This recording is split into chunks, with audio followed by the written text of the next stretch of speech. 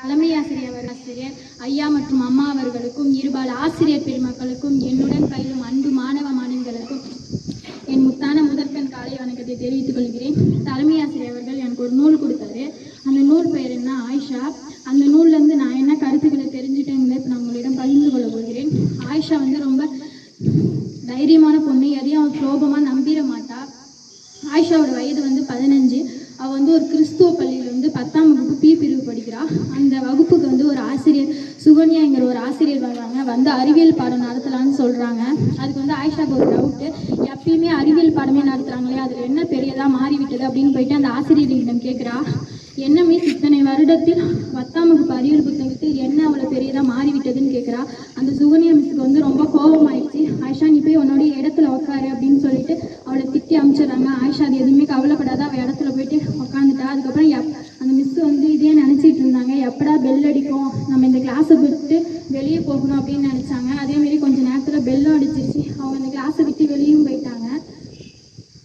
திடீரென்று ஒரு குரல் கேட்டுச்சு. பின்னாடி திரும்பி பார்த்தாங்கன்னா அதில் சரோஜினி என்கிற ஒரு பொண்ணு மற்ற பெண்களை பார்த்து கேலி பண்ணிக்கிட்டு இருந்தா. அது ஆயிஷா கொஞ்சம் கூட பிடிக்கவே இல்லை.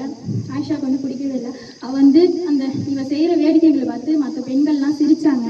அதுக்கு அந்த சரோஜினி பொண்ணு என்னை பார்த்தா சிரிக்கிறீங்கன்னு சொல்லிட்டு ஒவ்வொரு பெண்களுக்கும் பல பெயர்கள் வச்சா. குதிரை மூச்சி, எரிவாள், நரிவாள்னு பல பெயர்கள் வச்சா. இப்போ ஆயிஷாவும் சிரிச்சா. அந்த சரோஜினி பொண்ணு கேட்குறா, எதுக்கு ஆயிஷா என்னை பார்த்து சிரிக்கிற அப்படின்னு கேட்குறா. அதுக்கு அந்த ஆயிஷா சொல்கிறா, நீ செய்கிற வேடிக்கைகளை பார்த்து தான் நான் சிரிக்கிறேன் சரோஜினி அப்படின்னு சொல்கிறா. சரோஜினிக்கு ரொம்ப கோவம் வந்துருச்சு. அவள் அந்த இடத்த விட்டு அப்புறம் உடனே கிளாஸை விட்டு வெளியே போயிடுறா. மறுநாள் ஆயிஷாவோட சித்தி அந்த கிறிஸ்துவ பள்ளிக்கு வராங்க. வந்தோடனே ஜெயந்திங்கிற மிஸ் இருக்காங்க. ஆயிஷாவுக்கு ஜெயந்திங்கிற மிஸ் ரொம்ப பிடிக்கும். அந்த மிஸ்ஸுக்கும் ஆயிஷாவை ரொம்ப பிடிக்கும். அவங்க அந்த ஆயிஷாவோட சித்தி ஜெயந்தி மிஸ்கிட்ட பேசுகிறாங்க. நான் ஆயிஷாவோட சித்தி, ஆயிஷா என்னோட அக்கா பொண்ணு தான். அவள் பிறந்த நேரமே சரியில்லை, அந்த சனி எதுக்கு தான் பிறந்துச்சோ, அந்த சனி வேணும்னு யார் இல்லதா அப்படின்னு ஆயிஷா பற்றி நிறைய திட்டுறாங்க. அந்த ஜெயந்தி மிஸ்ஸுக்கு கொஞ்சம் கூட பிடிக்கல. அப்புறமா ஆயிஷாவோட சித்தி சொல்கிறாங்க, ஆயிஷா நல்லா பார்த்துக்கோங்க, அவளுக்கு நிறைய புத்திமதிலாம் சொல்லுங்கள் அப்படின்னு சொல்லிட்டு அவங்க சித்தி போயிடுறாங்க. அப்புறமா ஆயிஷா கூப்பிட்டா ஜெயந்தி மிஸ் ஆயிஷாவை கூப்பிடுறாங்க. ஆயிஷாவும் வரா. சொல்லுங்கள் மிஸ் அப்படின்னு சொல்கிறாங்க.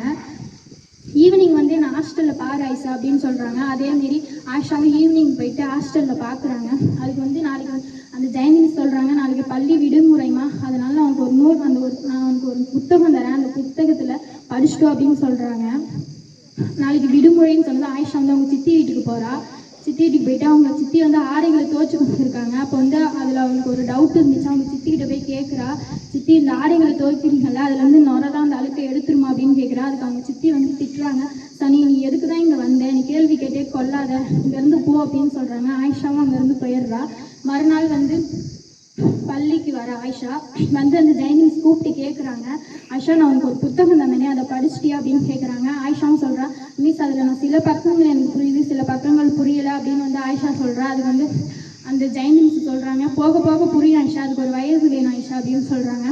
என்ன மிஸ் நீங்கள் சொல்கிறீங்க, அது இங்கிலீஷில் பாதிருக்கு, இங்கிலீஷில் எனக்கு ஒரு டவுட்டு தான் அப்படின்னு சொல்கிறாங்க. என்ன டவுட் ஆயிஷா சொல்லுன்னு சொல்லுங்க, இதெல்லாம் நீங்கள் தமிழில் எழுதலாம்ல மிஸ் அப்படின்னு சொல்கிறா. அதுக்கு ஜெயந்தி மிஸ் சொல்கிறாங்க, பார்க்கலாம் ஆயிஷா, அதுக்கெல்லாம் நிறைய விஷயங்கள் தெரியணும் அப்படின்னு சொல்கிறாங்க. மறுநாள் அப்படின்னு சொல்லிட்டு ஜெயந்தி மிஸ் அங்கேருந்து போயிடுறாங்க. மறுநாள் அந்த பள்ளியில் குழந்தைகள் தினம் கொண்டாடப்படுகிறது. மாவட்ட கலெக்டர் வரேன்னு சொல்லியிருந்தாங்க. அதனால் பள்ளி அந்த விழா மதியம்தான் நடக்கும்னு சொல்லியிருந்தாங்க. அதனால் காலையில் விடுமுறை விட்டுட்டாங்க. அப்போ டீச்சர்ஸ் எல்லாம் மதிய டைமும் வந்துடுச்சு. டீச்சர்ஸ் எல்லாம் எல்லாத்தையும் அந்த விழாவுக்கு அரேஞ்ச் பண்ணுறாங்க. ஆயிஷா எப்பயுமே அந்த விழாவுக்கு சீக்கிரம் வந்துடுவான். அன்னைக்குன்னு பார்த்தா சீக்கிரம் வரல. கொஞ்சம் நேரத்துலேயே மாணவர்கள் எல்லாமே வந்துட்டாங்க.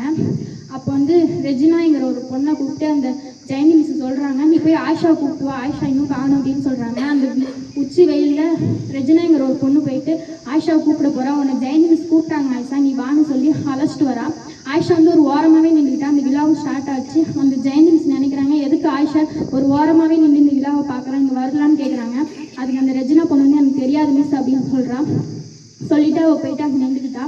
அப்புறமா கொஞ்ச நேரத்துலேயே அந்த விழாவும் முடிஞ்சிருச்சு. அப்புறமா ஜெயந்தி மிஸ் ஆயிஷாவை கூப்பிட்றாங்க, இங்கே வா ஆயிஷா அப்படின்னு கூப்பிட்றாங்க. ஆயிஷா சொல்லுங்கள் மிஸ். அதுக்கு ஜெயந்தி மிஸ் கேட்குறாங்க, எதுக்கு ஆயிஷா இங்கே ஓரமாகவே நின்று இந்த விழாவை பார்த்து அப்படின்னு கேட்குறாங்க.